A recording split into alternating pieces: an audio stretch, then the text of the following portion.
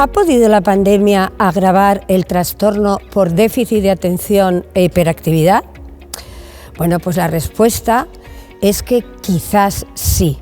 Hay muchos estudios y hay muchos estudios que se contradicen.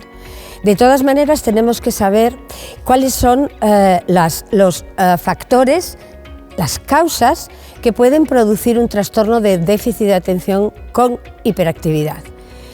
Unas son genéticas, es decir, son hereditarias. Si tu abuelo, tu padre, tu tío, tu hermano lo ha tenido, lo más probable es que tu hijo pues también lo tenga, ¿no? O lo ha tenido un hermano, etc.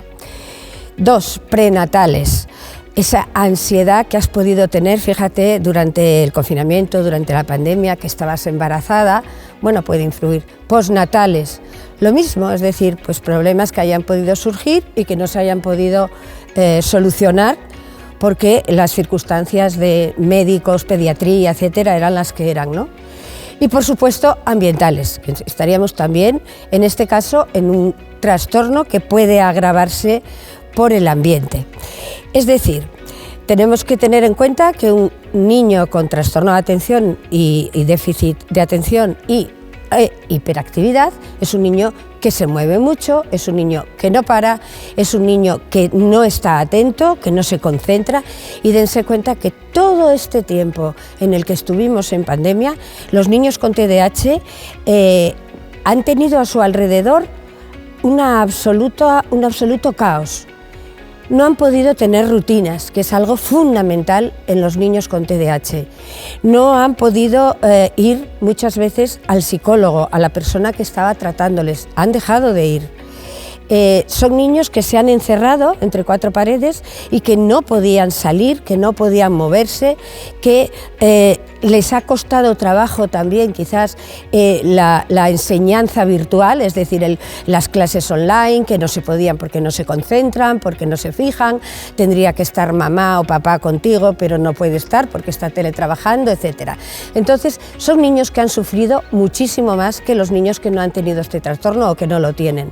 Por eso sí es cierto que se ha podido agravar, es decir, podemos tener, por ejemplo, trastornos de conducta en un niño, un TDAH, que antes no lo tenía, pues ahora puede ser negativista, puede ser mucho más desobediente, tener más rabietas y más perretas, y ser un niño en el que vemos que aquella situación ya no la manejamos. Bueno, ¿qué es lo que en teoría podríamos hacer para paliar en lo posible esa sintomatología que sabemos que es una sintomatología que él tiene, o sea que de repente no se le va a quitar, al revés, posiblemente se haya agravado? Por supuesto, retomar el tratamiento. Todo ha sido un caos. No han ido al cole, no han ido al psiquiatra, no han ido al logopeda, no han ido a ningún lado. Han ido y algunas veces sí y otras no.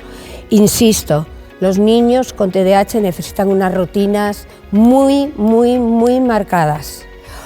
Otra cosa que podemos hacer, ponerles los límites adecuados. A ver, entendemos que durante la pandemia ustedes ya tenían bastante con todo lo que tenían. Si tiene un niño con TDAH en casa, como yo lo he tenido, bueno, hace muchos años, sabemos que es como la película de Almodóvar, pone a los padres al borde de un ataque de nervios, ¿no? A las mujeres, a las madres sobre todo. Tenemos que intentar poner límites, que sé que es muy complicado y que es muy difícil, pero claro, durante ese tiempo, durante esos meses, durante todo ese tiempo que no salían, les dejábamos lo de siempre, pues las pantallas, que hicieran lo que quisieran, levantábamos mucho la mano y va agravándose cada vez más ese trastorno de conducta que a lo mejor sí se ha incrementado después de la pandemia. Y por lo tanto, lo que tenemos que hacer es trabajar mucho más con ellos. Han perdido clase.